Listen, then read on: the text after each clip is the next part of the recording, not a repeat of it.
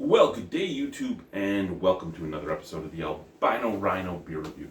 Today of the Rhino, we're looking at a beer from Derive, which is a brewery in Gatineau, Quebec, and this beer was sent to me by the one and only Guy from Drinking in Canada / Beer Guy Reviews. It hasn't been Beer Guy Reviews in a long time, but that's how I first met him, so I always bring it up as that. Anyway, this is Saison Lilas, and it is 6.1% alcohol by volume.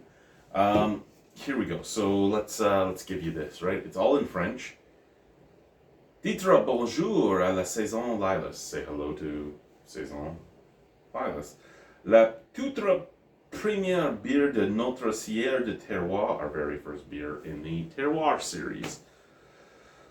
De nous habita mettre en valeur la flore régionale, so basically showing regional flora.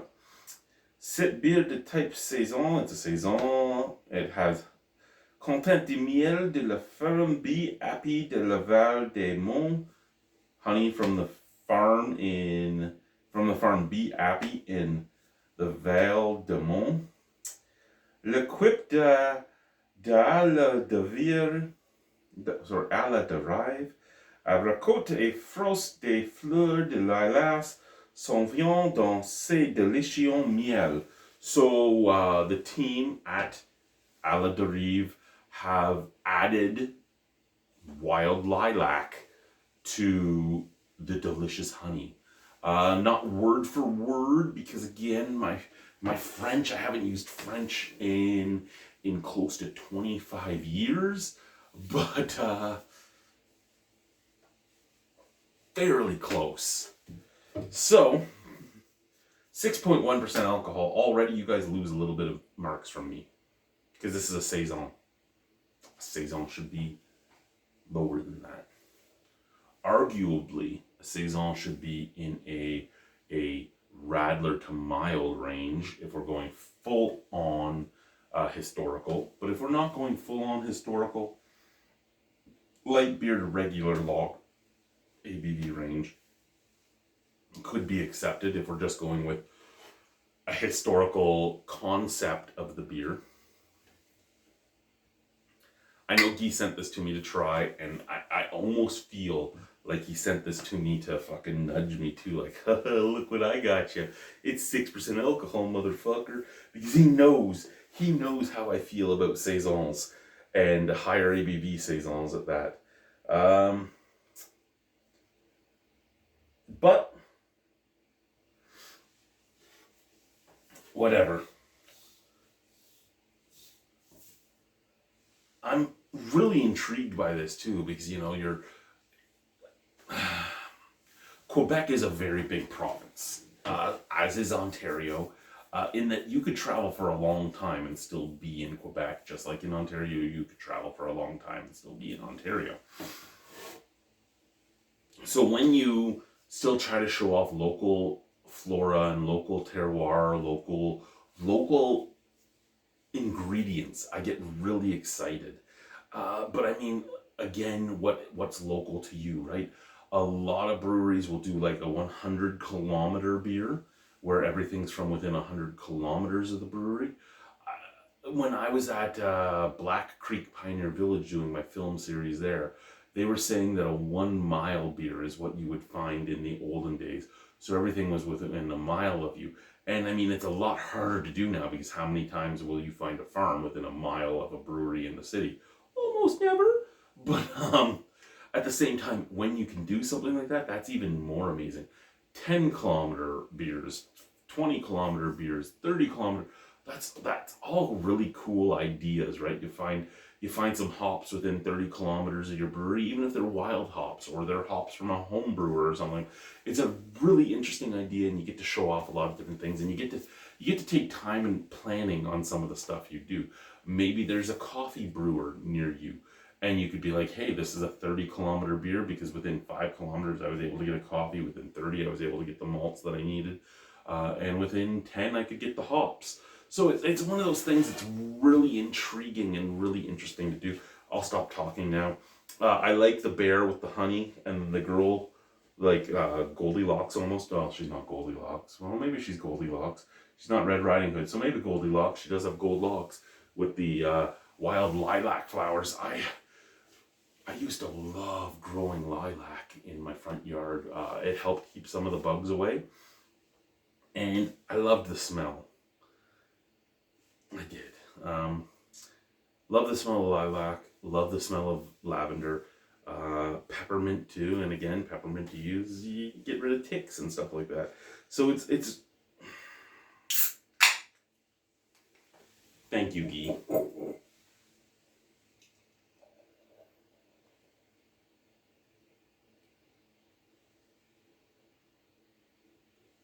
We will have to get a beer mail together for Guy at some point.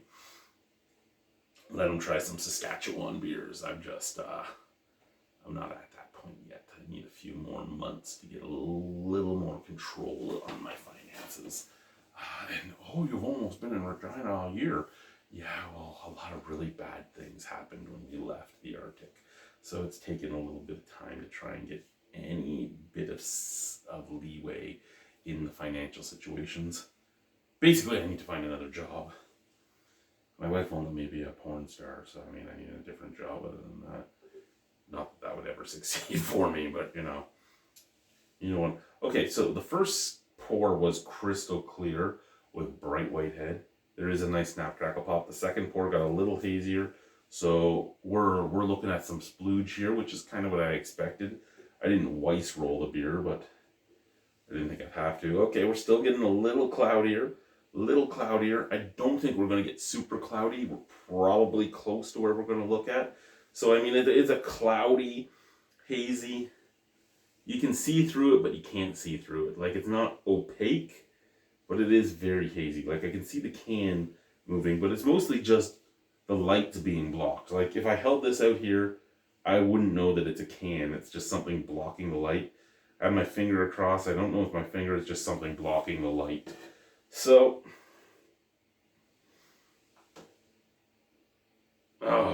actually, it is getting hazier. So maybe there is a lot more splooge in there. The head is kind of creamy. The snap crackle pop is real. Sent from the can. That peppery, horse blankety, barnyardy, Brettanomyces smell is in there. Can I tell you that I know there's lilac in there? No. There is a bit of a floral note, but do I really realize there's a floral note, or do I think that it's psychosomatic? I'm not sure. Do I smell honey? Not at all. However, you don't always smell honey. That could just be an odd flavor profile on here for me.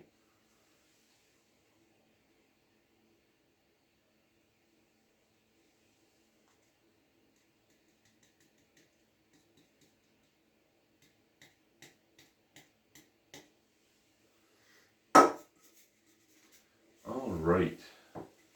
So she's poured. She looks good. She was a very full can, like right up to the top, which is pretty impressive, almost right to the gold rim. There's no meniscus because the liquor is below the gold rim. Cheers.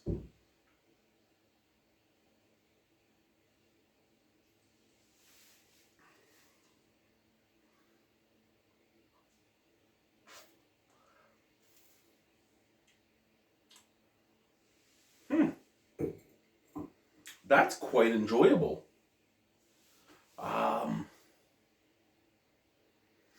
You know what? I make fun of these beers for their ABV and stuff. I really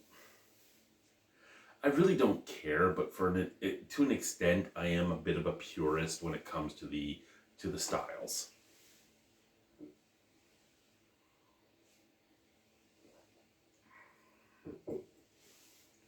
It has a floral taste. Again, do I think it tastes like lilac? I don't know. But I've never ate lilac. I've grown lilac. I've enjoyed the smell of lilac. I've never gone, you know what I really would like to do? Chew on that lilac right there. I've never done that, so I don't know. The floral flavor I'm tasting could be lilac. It could be what lilac tastes like. But again, as much as I enjoy lilac, I've never thought of ingesting it. Not once in my life have I gone, I should really ingest this lilac. Excuse me. That was floral as well. Oh, excuse me.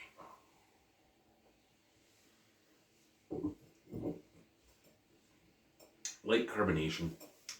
Medium bodied. A little bit of a sweet note. Do I think it automatically tastes like honey? Not to the honey that most people, myself included, usually think of. When I eat honey, for the most part, it's like the honey in the squeezable teddy bear shit, right? Like, it's honey, but it's super processed. It's crystal clear.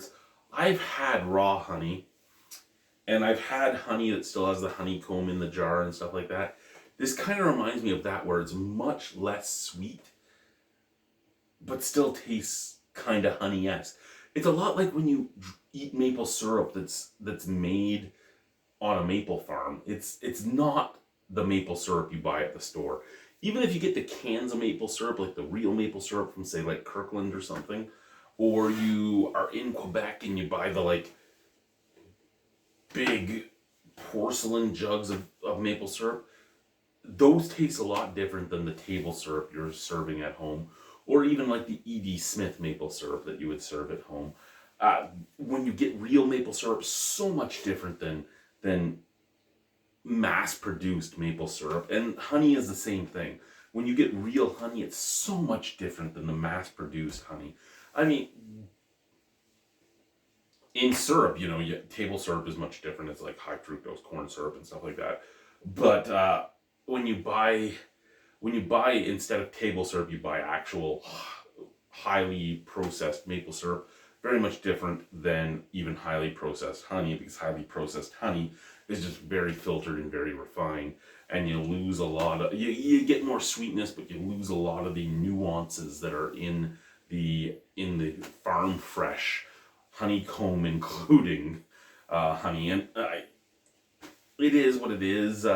Some people don't like it because of the look. Some people don't like it because of the color. There's a lot of different things that go on with it. I enjoy it. I don't know if I could say I enjoy it as much as regular honey, especially if I'm using it just for like tea or toast or cooking. But to just eat a spoon of it, I'd rather eat the fresher, right from the farm type of stuff.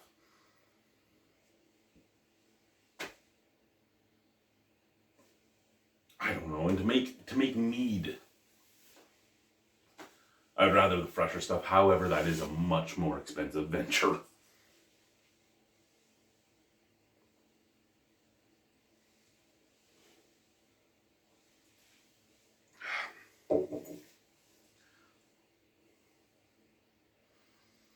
I guess I can't really say anything bad about that beer. That drank really well. I don't know if it sounded like I said anything good about that beer. I don't even think I've really given a great... this beer makes me think of... and it has a little bit of the oaky flavors, has a little bit of the white pepper flavors, all the stuff that you would be used to in a Saison. It has those flavors there. But I think what I like about this beer the most, even though my grandfather didn't have a honeybee farm, he had a sugar bush. And drinking this beer makes me think about making maple syrup with my grandfather. And I haven't talked to that man in over a decade.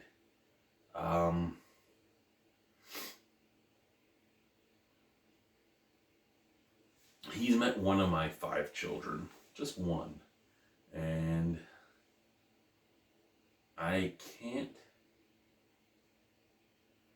don't know, I can't I can't say a lot of bad things about him. I know there was a lot of bad things about him. But it's one of those things where you hear about it after the fact. He wasn't always great to my grandmother, and I love both my grandmothers to the end of the earth. He wasn't always great to my mother or my uncle or my aunt, albeit my aunt wasn't his child, and she would visit him after after she was born. She would do visits with him, with my mother and my uncle, when they would have to visit him. And I think that's why I got forced into visits with my brother. And I say my brother, though he's my half brother, and my aunt is the half sister of my uncle and my mother. But I think the reason I got forced into visits with their dad was the same reason she got forced into visits with my parent and my uncle's dad. It just family shit, right? Go visit, get the fuck away from me type of thing. But as much as I've heard the horror stories of the way he was never like that with me. He was a hard man. He was, and he still is, from what I've been told.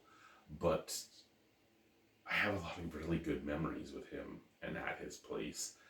And I think that is hard for me to grasp when I'm doing some of the things I do, like just live. It's hard to grasp how different things can be dependent on who's in your life, shall we say. And this beer makes me think about how different my life could be if I even still talked to him. He taught me a lot because I wasn't allowed to know my dad. So my granddad taught me a lot, and I only saw him a few times a year. But I remember going there, I'd help him in the bush, or I'd help him in the sugar shack, or I would help him with the horses, and it was all that stuff, and I still remember it to this day. I would help him, and he had Clydesdales, he had work horses, and I would help him move them from barn to barn and brush them down and drive the sleigh or the wagon. Like, I remember all that stuff.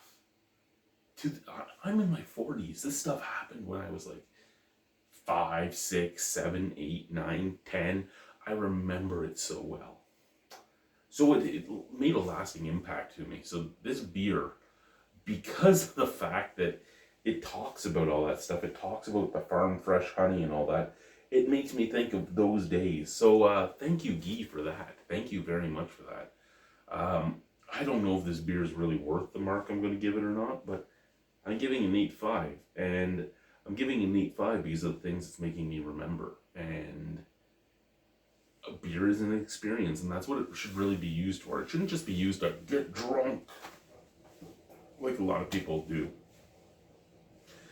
It should be a experience. It should be something that enhances you in some way. Yeah. I'm trying not to cry on camera right now as I'm thinking about the fact that because of the things that have happened between me and my mother, I haven't talked to my grandfather. So I'm trying very hard to hold it in, but I don't want to hold it in. That's where I'm at right now, man. That's where I'm at. What the fuck? It is what it is, though. Thank you guys for watching. Have a wonderful evening. Au revoir. A bientôt. See you soon. Bye-bye. Yeah, this is the polka dot door, motherfuckers. Mwah. These were not the anana.